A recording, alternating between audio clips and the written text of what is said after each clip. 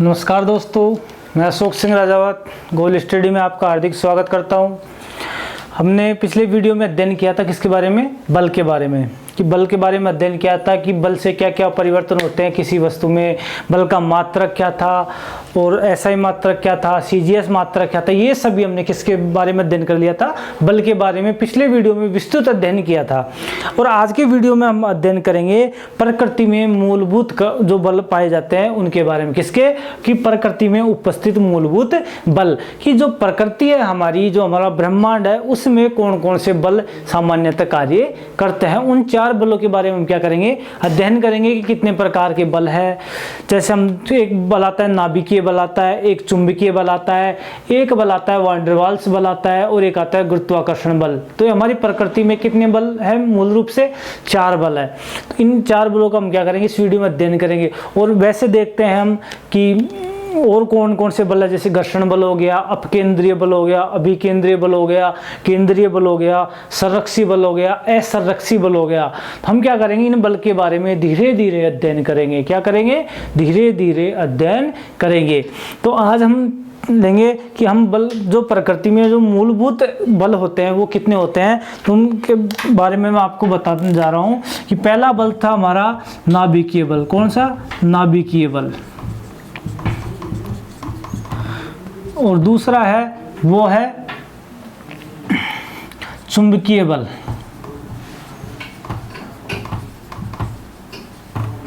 तीसरा है वो है वान डेर वाल्स बल।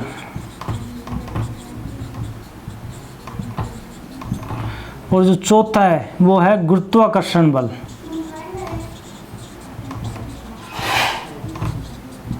हम इन बलों के बारे में क्या करेंगे, अध्ययन करेंगे कि नाभिकीय बल क्या होता है, चुंबकीय बल क्या होता है, वान डेर वाल्स बल क्या होता है, गुरुत्वाकर्षण बल क्या होता है। तो ये है नाभिकीय बल, चुंबकीय बल, वान डेर वाल्स बल और गुरुत्वाकर्षण बल। अब नाभिकीय बल की बात करते हैं तो ये कहाँ पे लगता है, नाभिकों में। किसमें, नाभिकों में। चुंबकीय बल किस पे काम करता है, चुंबक। वान डेर वाल्स बल किस में करता है, वायु में। किस में काम करता है, वायु में। और गुरुत्वाकर्षण किस पे काम करता है, पृथ्वी पर। ये पृथ्वी पर जो काम करेगा वो करेगा। वैसे तो सभी बल पृथ्वी हमारे ब्रह्मांड में कार्य कर रहे हैं, लेकिन जो पर्टिकुलर होता है नाभिकीय बल नाभिक में काम करता है, चुंबकीय बल चुंबक में के आसपास के क्षेत्र में काम करता है, वान डेर वाल्स बल वायु के आसपास के क्षेत्रों या वायु के बुलबुलों के बीच में काम करता है। और जो गुरुत्वाकर्षण बल होता है वो किसमें, पृथ्वी के अंदर काम करता है। और ये बता देना चाहता हूँ कि जो सबसे मजबूत बल है वो है नाभिकीय बल, उसके बाद में चुंबकीय बल, वान डेर वाल्स बल, फिर सबसे कमजोर है गुरुत्वाकर्षण बल। यदि आपसे पूछ लिया जाए कि जो बल हैं, इन बलों का, जो ये बल आ रहे हैं, इन बलों का जो प्रबल स्थान, मतलब सबसे अच्छा प्रबल बल कौन सा है, तो उसका आंसर कैसे जमाओगे, नाभिकीय बल, फिर क्या, चुंबकीय बल, फिर आएगा वान डेर वाल्स बल, फिर आएगा गुरुत्वाकर्षण बल। गुरुत्वाकर्षण बल एक तो है नाभिकीय बल, दूसरा चुंबकीय बल, तीसरा वान डेर वाल्स बल, चौथा गुरुत्वाकर्षण बल। कि जो सबसे प्रबल बल है नाभिकीय बल, उससे कम कौन सा, चुंबकीय बल, उससे कम वान डेर वाल्स बल, और गुरुत्वाकर्षण बल सबसे लास्ट में है। कि जो गुरुत्वाकर्षण बल होता है जो क्या करता है, सबसे कमजोर बल है। कौन सा बल है, तो आपसे क्वेश्चन पूछा जाएगी कि प्रकृति में उपस्थित जो मूलभूत कण है उनमें से सबसे कमजोर बल कौन सा है, तो सबसे कमजोर बल, सबसे कमजोर बल, जो सबसे कमजोर बल है वो है गुरुत्वाकर्षण बल। और सबसे जो मजबूत बल है कौन सा, सबसे मजबूत, मजबूत को हम क्या बोलते हैं फिजिक्स की भाषा में, परबल।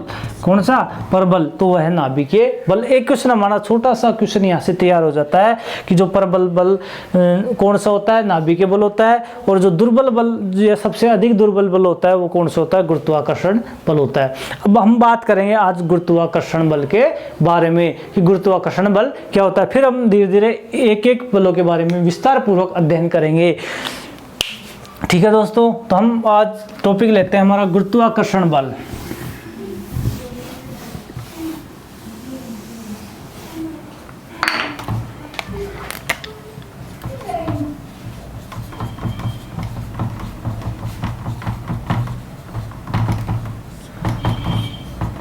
कि गुरुत्वाकर्षण बल क्या होता है। एक स्टोरी है कि गुरुत्वाकर्षण बल के बारे में बहुत सी स्टोरियाँ कही जाती है कि हम कह सकते हैं कि जो न्यूटन थे किसी पेड़ के नीचे बैठे थे, और वो पेड़ किसका था? सेव का पेड़ था। उस पेड़ के नीचे बैठे थे तो एक सेव आकर उनके गिरा, तो जहाँ से वो बैठे थे तो उन्होंने ये सोचा कि यह सेव का, वहाँ से ही क्या होता है, गुरुत्वाकर्षण नियम का प्रतिपादन शुरू हो जाता है। तो न्यूटन ने सोच लिया कि ये सेव आया है ऊपर से, ये नीचे ही क्यों आया है, ये ऊपर क्यों नहीं गया। न्यूटन ने क्या सोचा कि ये सेव गिरा है तो क्या है, जो ये सेव गिरा है वो ऊपर ही क्यों नहीं गया, नीचे ही क्यों आया है। तो उन्होंने इस बात को जानने के लिए क्या किया, एक नियम प्रतिपादित किया। उस नियम का नाम है गुरुत्वाकर्षण बल। ठीक है दोस्तों, तो जो आइजैक न्यूटन थे, क्या थे? आइजैक न्यूटन, जो इस बल का जो प्रवर्तक है, क्या कह सकते हैं, प्रवर्तक। तो कौन सा है? Isaac Newton. आइजैक न्यूटन 1687 के अंतर्गत इन्होंने बताया था गुरुत्वाकर्षण बल के बारे में कि जो गुरुत्वाकर्षण बल क्या होता है। जो कि दो पिंड होते हैं, कैसे? कोई भी दो पिंड होते हैं, उन दो पिंडों, अब जो गुरुत्वाकर्षण बल लगता है वो किस पे लगता है? गुरुत्वाकर्षण बल लगता है द्रव्यमान के ऊपर। किसके ऊपर? द्रव्यमान के ऊपर। या हम सीधी सी बात ऐसे कह सकते हैं, जो गुरुत्वाकर्षण का संबंध है वो किससे है? किसी वस्तु के द्रव्यमान से है। तो देखते हैं कि गुरुत्वाकर्षण बल क्या होता है। जो गुरुत्वाकर्षण बल ये है कि किन्हीं दो पिंडों के या किन्हीं दो वस्तुओं के द्रव्यमान के कारण लगने वाला आकर्षण बल क्या कहलाता है? गुरुत्वाकर्षण बल। कि कोई भी दो वस्तु है हमारे पास और उन वस्तुओं के द्रव्यमान के कारण जो उन वस्तुओं पर आकर्षण बल लग रहा है, उस बल को क्या कहेंगे? गुरुत्वाकर्षण बल। देखिए इसकी परिभाषा कि किन्हीं दो पिंडों के बीच उनके द्रव्यमान के कारण लगने वाला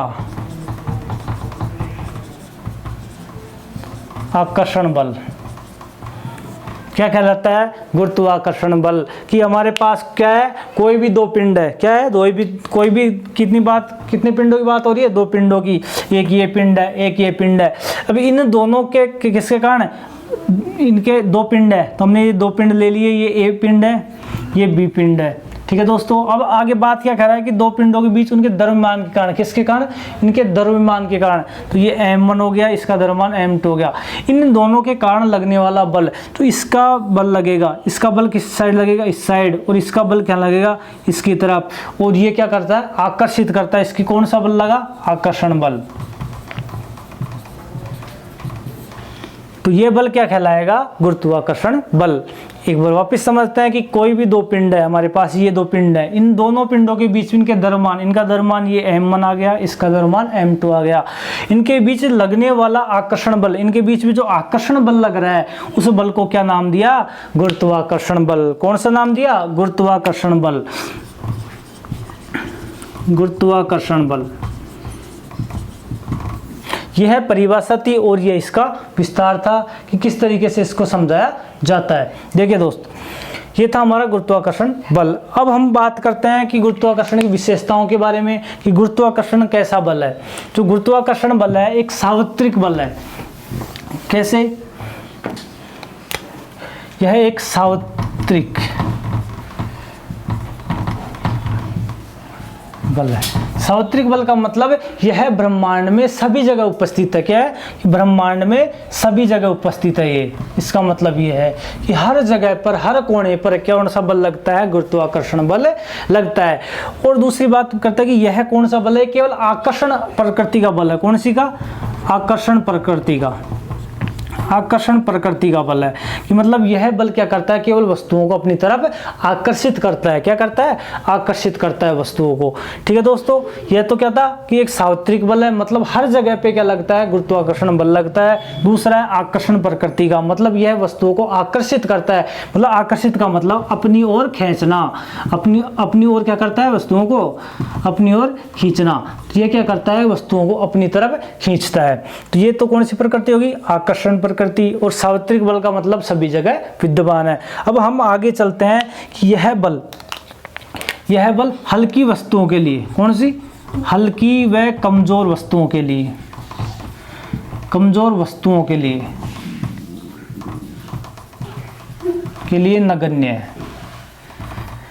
जो हल्की वस्तुएं हैं या कमजोर वस्तुएं हैं उनके लिए गुरुत्वाकर्षण बल क्या करता है, नगण्य है, मतलब बहुत कम लगता है। और जो भारी वस्तुएं हैं, क्या है, जिन वस्तुओं का द्रव्यमान है वह अधिक है, तो उन वस्तुओं का क्या होगा, गुरुत्वाकर्षण बल भी अधिक होगा। तो हम क्या कह सकते हैं कि द्रव्यमान है, द्रव्यमान यदि अधिक है, द्रव्यमान क्या है, अधिक है किसी वस्तु का, तो गुरुत्वाकर्षण बल भी क्या लगेगा, गुरुत्वाकर्षण बल क्या लगेगा, अधिक लगेगा।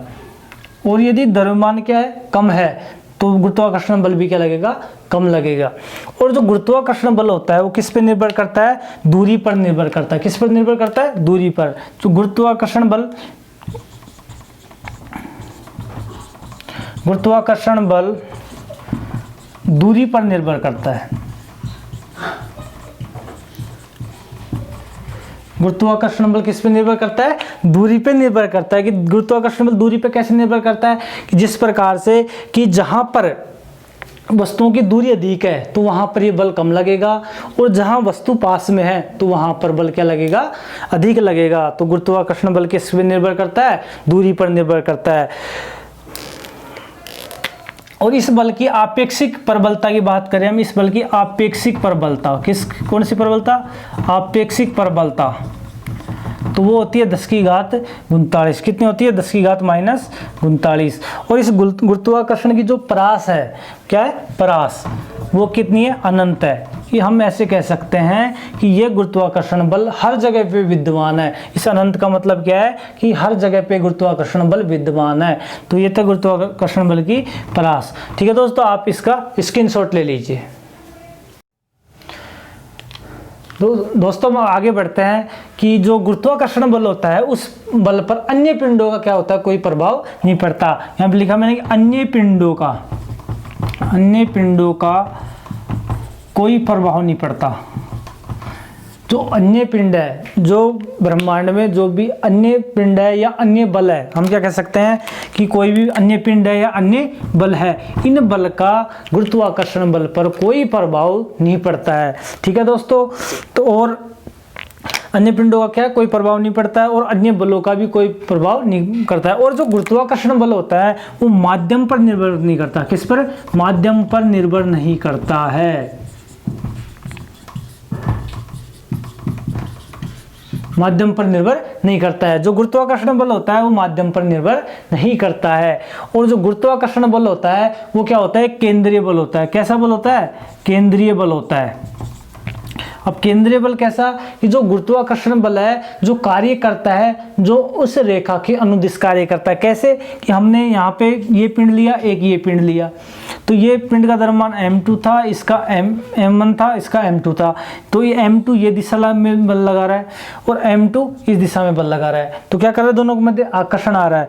तो जो केंद्रीय बल है, इनका जो केंद्र के बीच में जो बल लग रहा है, ये केंद्र जो क्या करेगा, इस रेखा के अनुदिश कार्य करेगा। जो m1 और m2 है, इनके जो केंद्र है, इस केंद्र का जो बल है वो किस रेखा के अनुदिश कार्य करेगा, इस रेखा के अनुदिश कार्य करेगा। तो ये कौन सा बल है, केंद्रीय बल। ये किसके अनुदिश कार्य करता है, रेखा के अनुदिश, रेखा के अनुदिश कार्य करता है। अब बात करते हैं हम कि जो गुरुत्वाकर्षण बल होता है वो कैसा बल होता है, एक संरक्षी बल भी होता है। कैसा बल होता है, संरक्षी बल होता है। जो गुरुत्वाकर्षण बल है जो संरक्षी बल है, कौन सा, संरक्षी बल है, संरक्षी बल है। संरक्षी बल कैसे है, कि यह बल, संरक्षी बल इस प्रकार से है कि यह बल कोई भी कार्य करता है तो यह जो किसी पथ पर जो कार्य करता है, किसी वृत्ताकार पथ पर कार्य करता है, तो इसका किया गया कार्य कितना होता है, शून्य होता है। क्या होता है, शून्य। जैसे ये कोई पिंड है, ये कोई पिंड है और इस पिंड के चारों तरफ कोई बल कार्य करता है, इस प्रकार से ये बल कार्य कर रहा है यहाँ पे, इसके द्वारा जो किया गया कार्य होगा वो क्या होगा, शून्य। कैसा होगा दोस्तों, शून्य होगा। तो इस प्रकार से ये बल कैसा है, शून्य। जो संरक्षी बल है। कैसा बल है? संरक्षी बल है। और यह बल क्या करता है कि जो चारों तरफ, पिंड के चारों तरफ किया गया कार्य क्या होता है? शून्य होता है। ठीक है दोस्तों, तब हम आगे बात करते हैं कि यह बल क्रिया प्रतिक्रिया युग्म बनाता है। कौन सा? क्रिया प्रतिक्रिया, क्रिया प्रतिक्रिया, क्रिया प्रतिक्रिया युग्म बनाता है। इसका मतलब क्या है कि हमने गति का तीसरा नियम पढ़ा था, क्रिया प्रतिक्रिया का नियम, कि क्रिया के बाद में, प्रत्येक क्रिया के बाद में क्या हो जाती है? प्रतिक्रिया हो जाती है। तो यह क्या करता है? क्रिया प्रतिक्रिया युग्म बनाता है। अब हम बात करते हैं कि यह बल एक अन्योन्य बल भी है। किस पे? अन्योन्य बल भी है। अन्योन्य बल है। कैसा बल है? अन्योन्य बल है। या हम कह सकते हैं कि जो गुरुत्वाकर्षण बल होता है, हमने गुरुत्वाकर्षण बल के बारे में बहुत अध्ययन कर लिया आज। ठीक है दोस्तों, कि यह बल, इस बल पर अन्य पिंडों का कोई प्रभाव नहीं पड़ता है या माध्यम पर निर्भर नहीं करता है। और यह कौन सा बल है? केंद्रीय बल है। और यह एक संरक्षी बल है और एक अन्योन्य क्रिया बल भी है। ठीक है दोस्तों, ये तो था हमारा गुरुत्वाकर्षण बल के बारे में। अब हम अध्ययन करेंगे गुरुत्वाकर्षण का सार्वत्रिक नियम। जो गुरुत्वाकर्षण का जो नियम था वो क्या था?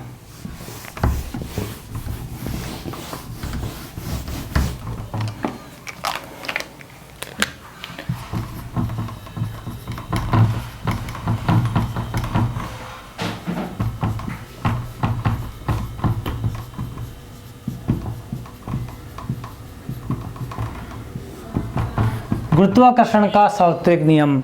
कि गुरुत्वाकर्षण का सार्वत्रिक नियम क्या दिया? गुरुत्वाकर्षण जो आइजैक न्यूटन ने क्या दिया था? देखिए दोस्तों, इन्होंने यह बताया था कि कोई भी दो पिंड है। कितने पिंड है? दो पिंड। कि कोई भी दो पिंड है, कि ये हमारा एक पिंड ये है, एक ये पिंड है। इस पिंड का द्रव्यमान m1 है, इस पिंड का द्रव्यमान क्या है? m2 है। कि हमारे पास कितने पिंड है? दो पिंड, एक m1 है, एक m2 है। ठीक है दोस्तों, तो क्या हुआ कि जो ये बल होता है, तो इस पर जो गुरुत्वाकर्षण बल है वो क्या होगा कि गुरुत्वाकर्षण बल होगा जो इन दोनों के द्रव्यमान के समानुपाती। किसके? द्रव्यमान के समानुपाती। कि जो न्यूटन ने ऐसे कहा कि किसी वस्तु पर या किसी पिंड पर दो बल कार्य कर रहे हैं, या कोई भी दो पिंड है, उन दोनों पिंडों पर जो द्रव्यमान लग रहा है, क्या लग रहा है? द्रव्यमान। उस द्रव्यमान का गुणनफल किसके समानुपाती होगा? बल के। क्या कहा उसने? द्रव्यमान के समानुपाती, द्रव्यमान के गुणनफल, द्रव्यमान के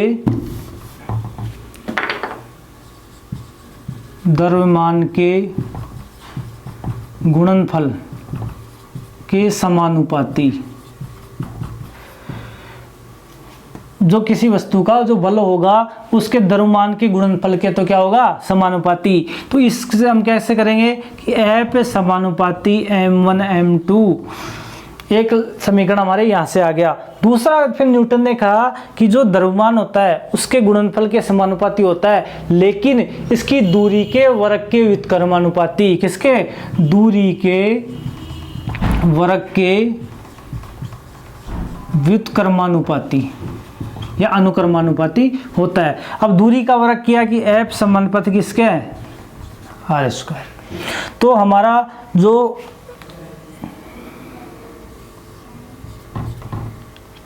इसके बीच में क्या लग रहा है? R लग रहा है। देखिए दोस्तों, तो हमारा पहला समीकरण क्या दिया कि F समानुपाती है m1 m2 के। तो ये हमारा पहले समीकरण, ये हमारा दूसरा समीकरण। इन दोनों समीकरणों से अगला तीसरा समीकरण कैसे आएगा कि F समानुपाती m1 m2 अपॉन r²। तो ये हमारा क्या आ गया? गुरुत्वाकर्षण का सार्वत्रिक नियम का व्यंजक। कि गुरुत्वाकर्षण का सार्वत्रिक नियम में न्यूटन ने क्या बताया कि यदि कोई दो वस्तु है या कोई दो पिंड है, इन दोनों पिंडों पर जो द्रव्यमान के कारण जो बल लग रहा है वह बल क्या होगा? वह बल इनके गुणनफल के क्या होगा? समानुपाती होगा। और जो इनकी दूरी है r, उस दूरी के वर्ग के व्युत्क्रमानुपाती होगा। तो देखते हैं, हमने यहाँ पे दोनों लाइनें लिख ली कि द्रव्यमान के गुणनफल के समानुपाती द्रव्यमान m1 m2 है, तो इनका गुणनफल किया m1 गुणनफल क्या हो गया, m1 m2 हो गया, इनके क्या कर दिया, समानुपाती कर दिया बल को। अब दूरी के वर्ग के व्युत्क्रमानुपाती, दूरी के वर्ग के व्युत्क्रमानुपाती क्या हो गया, F समानुपाती 1/r²। अब इन दोनों समीकरणों से हमें क्या प्राप्त हुआ, यह तीसरा समीकरण प्राप्त हुआ। अब इस समीकरण में F समानुपाती m1 m2/r²। अब इस यहाँ पे एक चिन्ह आ रहा है समानुपाती नियतांक, क्या आ रहा है, समानुपाती नियतांक। ये क्या है, समानुपाती नियतांक। इसे किससे व्यक्त करेंगे, जी से। किससे व्यक्त करेंगे, जी से। जिसके बारे में हम बात करते हैं, हम यहाँ पे बात कर रहे हैं गुरुत्वाकर्षण की, इसलिए गुरुत्वाकर्षण ग्रेविटी से स्टार्ट होता है। ग्रेविटी को किससे लिखेंगे, जी से। तो यहाँ पे इस समानुपाती को किससे व्यक्त करेंगे, जी किससे। तो F बराबर जी m1 m2/r²। ये जो आ गया, ये आ गया हमारा गुरुत्वाकर्षण का सार्वत्रिक नियम। कैसा आ गया, गुरुत्वाकर्षण का सार्वत्रिक नियम। स्क्रीनशॉट ले लिया होगा दोस्तों। देखते हैं हम आगे। अब आगे हम यहाँ पे देखते हैं कि ये इस g की वैल्यू क्या होगी, इस g की वैल्यू क्या होगी। तो इस g की, इसको बोलते हैं गुरुत्वीय नियतांक। क्या बोलते हैं, गुरुत्वीय नियतांक। तो इस गुरुत्वीय नियतांक की वैल्यू है 9.8, सॉरी इसकी वैल्यू है 6.67 into 10⁻⁻11 newton metre square upon kg²। तो यह वैल्यू किसकी हो गई, गुरुत्वीय नियतांक की। मतलब जो g की वैल्यू है वो क्या होगी, g की वैल्यू ये वैल्यू हो गई। ठीक है दोस्तों, ये था हमारा गुरुत्वाकर्षण का सार्वत्रिक नियम। और ये जो नियम दिया वह एक न्यूटन की जो पुस्तक है वो है प्रिंसिपिया। कौन सी, प्रिंसिपिया। इस पुस्तक के अंतर्गत क्या दिया था, ये न्यूटन का प्रतिपादित किया था। ठीक है दोस्तों, तो ये था हमारा गुरुत्वाकर्षण का सार्वत्रिक नियम। तो आशा करता हूँ कि वीडियो अच्छा लगा होगा, और वीडियो को अधिक से अधिक संख्या में लाइक करें, शेयर करें और सब्सक्राइब करें। धन्यवाद।